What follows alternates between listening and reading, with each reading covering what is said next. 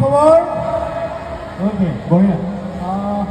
প্ৰথমে সমূহ দৰ্শকক মোৰ ফালৰ পৰা শুভ ৰাস মহোৎসৱৰ শুভেচ্ছা জ্ঞাপন কৰিছোঁ আৰু লগতে ধন্যবাদ জ্ঞাপন কৰিছোঁ এইখন মঞ্চৰ সমূহ সদস্যবৃন্দ তথা কৰ্মকৰ্তাক চতুৰ্থবাৰৰ বাবে বিচাৰকৰ আসনৰ বাবে আমন্ত্ৰণ জনোৱাৰ বাবে আৰু শুভেচ্ছা জ্ঞাপন কৰিছোঁ আজি প্ৰতিযোগিতাৰ সমূহ প্ৰতিযোগী তেওঁলোকে যাতে নিজৰ যি প্ৰতিভা ভালদৰে উপস্থাপন কৰিব পাৰে এইখন মঞ্চত। আৰু এটা সকলোকে সুখবৰ দিবলৈ ওলাইছোঁ মই আজিৰ পৰা 5 দিন পিছত মানে 15 ডিচেম্বৰত মোৰ এখন চিনেমা ৰিলিজ হ'ব গৈ আছে। গোটেই অসমত আহিব বেংগলী চিনেমা এখন আই টি য'ত মই অভিনয়